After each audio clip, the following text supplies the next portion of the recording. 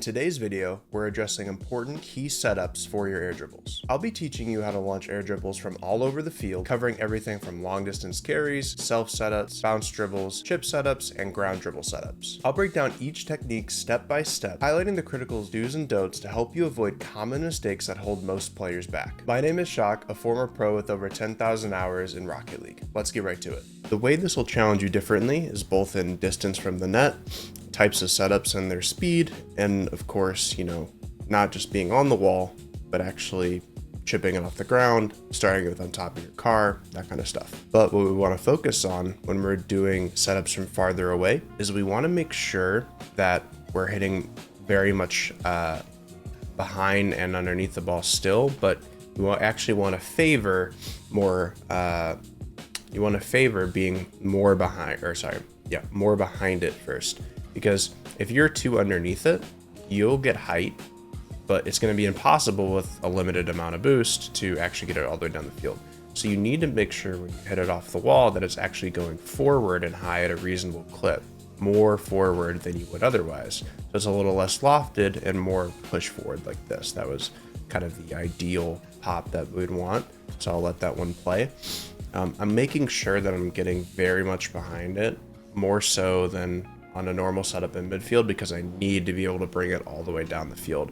If you want to think about it as a clock, on this side, you'd be wanting to hit it from under, if the perfectly in the middle of the underneath of the ball was 6 o'clock, you'd want to make sure you're hitting it at like 4 o'clock or like 4:30.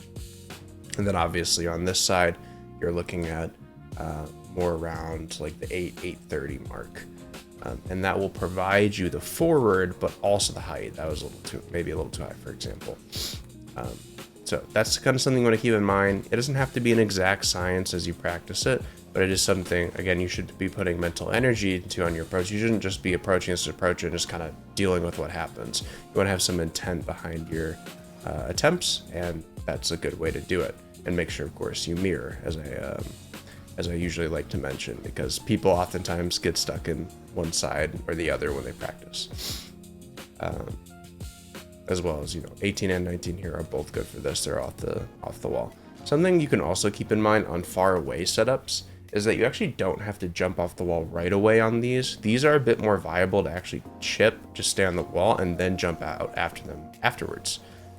Because sometimes you'll be at a weird angle or speed where you're moving too fast. You don't want to actually jump with the ball because it looked like this, and now your only kind of direction is forward, or it's kind of tough to keep control. So what you can do is actually chip it, wait to see what the defense does, and then jump out after. This is especially useful when you feel like you have a lot of time, or you want to beat someone away from the wall. Because sometimes if you pop it here, you're going to stay close to the wall. Someone easily challenges you up the sidewall. But if you see someone going up the sidewall at you, and you can actually chip this high and out, and make it harder for them, that's good. As well as if you feel like you have a bunch of time and you prefer this kind of setup in this scenario, and you feel like you have a better chance of scoring, because you keep kind of more momentum in your car by jumping out afterwards and catching up with the ball that way. That is also viable. One is not necessarily better than the other. It just depends on the situation and where the defender is. I would never do this if I thought I was getting challenged off the roof, for example, because I lose control of the ball too long. So the quicker you think you're getting challenged, especially off the ceiling, you shouldn't do that. This is going to serve you much better right here if you get back to the ball quicker and can move the direction of the ball, if you feel that's the case. So I'd practice both ways. Onto something a bit different, which is kind of self setups. So if we have to set the ball up ourselves, where it's not going to roll all the way to the wall in a meaningful way on its own, we have to focus on manual separation between us and the ball, so we can create that kind of ideal setup that we all know about from wall to air dribble. So what we're focusing on here is when I get to the ball, I'm going to tap it forward. I'm going to try not to make it bounce. That just bounced on, just didn't bounce too much. But if you drive in this and really chip it hard, it'll bounce off the wall funny a lot. So what you want to do is not hit it too hard. You want to be kind of a constant, moderate speed as you hit it, like this. And then it won't bounce too much, and then you'll get that roll that you want. That will create an easier setup for you. So that's what you want to focus on approach. And then, of course, after you hit it, especially if you feel like you have too much speed, hit the brakes just let it separate from you, and then approach afterwards if you really need it. Or if you feel like your constant speed is fine, which in this case, like here would be, that's enough room, we can tap it and then pop it up. Oh, and that's kind of a connection to the drive and chip it off the wall first. If you feel like you're a little close on the speed, you can actually pop it first, assess the speed, and then jump out after it. Again, if you feel like you have a lot of time and no one's immediately challenging you. Like, oh, you kind of came up the wall kind of awkward, like you're a little close, you didn't get enough separation. You can do that to make sure it pops out and then come out after it. Those will usually be slower air dribbles as you're close to the net, just an FYI. But that'd be another spot where I might use that if I find that my setup, I'm a little too close, it's a little awkward, so I have to drive it first, break, and then find an adjustment afterwards. That'd be kind of the other use of that. And of course, it's the same exact thing off the other side. The other way to kind of set this up, if you have someone on the ground getting ready to challenge you or is like chasing you and they're gonna stop your approach and stop your air dribble, you can speed up the ball and do this faster. The way I like to do that is speed flipping into it and using like the back of my car to do it and then braking. So that would look like that, where I'm coming up into it, I speed flip at the back of my car, I brake as I land, and now I have that setup again where I can actually make something happen on net. This will help you avoid a bump on the ground as well as get to the wall quickly, maybe steal that mid boost from someone who might be trying to take it, right? That's a very useful way. You could also do it with the front if you need to hit the ball even faster, like that. So hitting it with your hood will keep it closer and a bit slower, but still speed it up. But if you really need to move the ball, like you're gonna get demoed right now if you don't move it, front flip or side, preferably speed flip into it, that'll really move it, and now you can adjust from here and make a different sort of play. But you will notice after I speed up, I'm always slowing down afterwards, hitting the brakes and letting the ball get up the wall, and then I'm following after it to create that separation that I've talked about so much, a broken record at this point. And then closer to the wall, the same rules apply, but again, we're going to be focusing on hitting it out more than forward now. Still with height, but we want to hit it out into the midfield more than towards the backboard, because if we hit it towards the backboard, there's very likely going to be a backboard defender, and then this is way too easy for someone to defend. You're never going to be able to score on them. So instead, you want to be focusing on getting the ball out, making it hard for the backboard guy to jump at you, and then eventually making some sort of reset play or a fake play or pass play, something like that. And then obviously if they jump off the backboard too early for whatever reason and they miss, then you could bring it towards net if you so choose. That's really the only difference with close versus far, where you're hitting it. And to bring back that clock example I was talking about, as you're farther away, you need to be a bit more behind it. Here I'm pretty much aiming at 6 o'clock, like right underneath the ball. And that creates this out hit, which makes life a lot simpler. So that's what I'd be focusing on for ones that are closer. Practice them with intent, make these touches purposeful, and you'll find that you get a lot better at air dribbling and creating plays much quicker than you might otherwise. And then of course, at midfield, all the same rules apply as we've already talked about, except we're kind of in between the two hit points that I've already established, right? So when we're here at the midfield line, we're kind of at our standard. If I was to put a clock on the ball again, where the bottom or the middle part of it is 6 o'clock, then I'm really trying to hit the ball around 5 o'clock-ish. And I'll bring the ball lofted high and forward. That was not it. I'll bring the ball high and forward like this, and now I can just simply boost back to it. Score.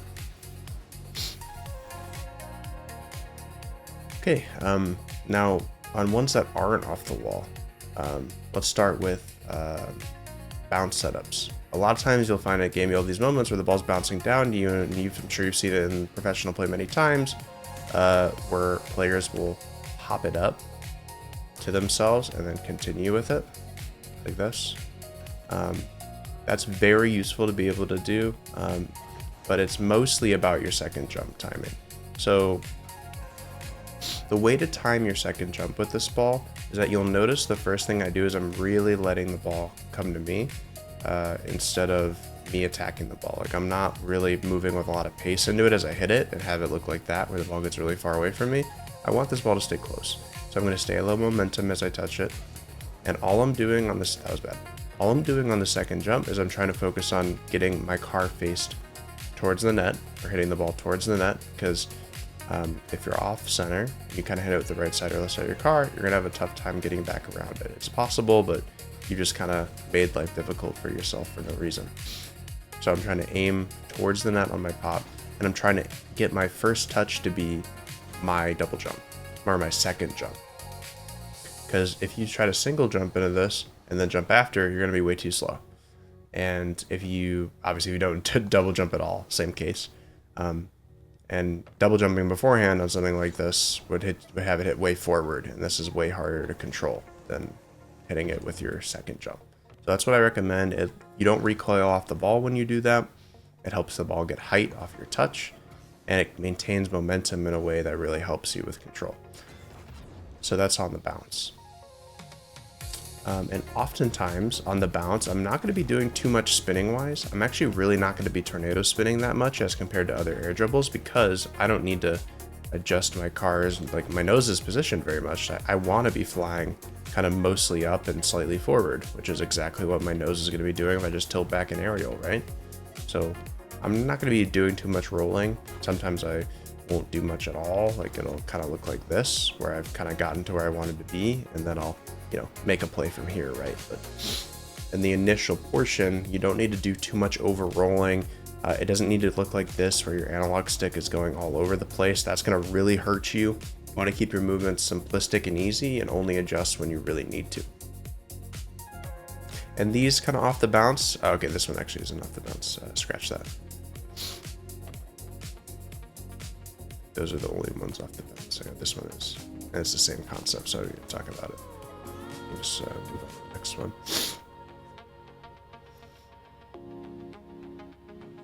Okay, now chipping it is also kind of a different but similar thing. So what I'm going to be focused on with chipping it, especially when the ball's moving at me kind of quickly, is I am not going to be moving into it high velocity.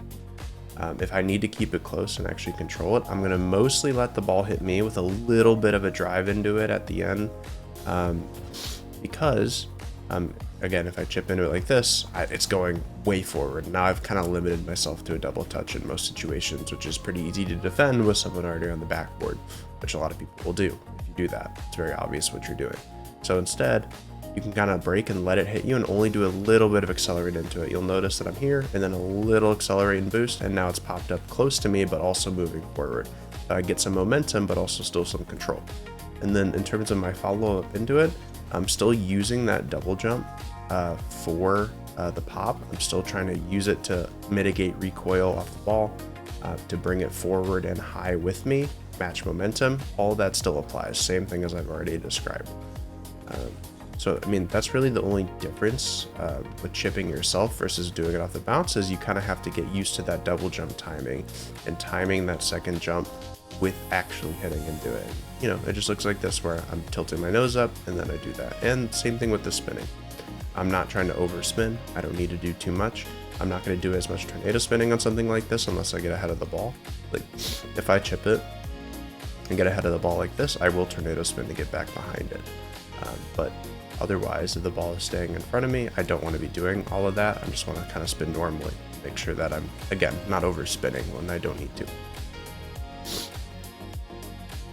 And then on ones that are a bit slower to you, and you need to chip it a little bit harder, chip it a little bit harder. Drive into it with some more pace, a little bit more boost, and all the other same things apply. That's just the only difference. Don't let this one kind of fully hit you like the last one. You're going to really struggle, and it'll look like that, where you won't be able to get it moving forward enough. So really give this one a bit more power as you touch it, and that will help you in that endeavor. And then lastly, the ball on top of you when you're actually dribbling it. What you want to be focusing on when you're trying to pop and air dribble these, it should look like this, is that we're putting the ball on top of our car. And the reference I always use in terms of like the visual is your back wheels are inside the ball indicator. When you pop the ball like this and your back wheels are outside like this, you will pop it, but it's going to be moving too much forward. You're going to have a really hard time controlling it, and it's easier to early challenge for your teammate, or not teammates, opponents. Hopefully your teammates aren't early challenging you while you're dribbling.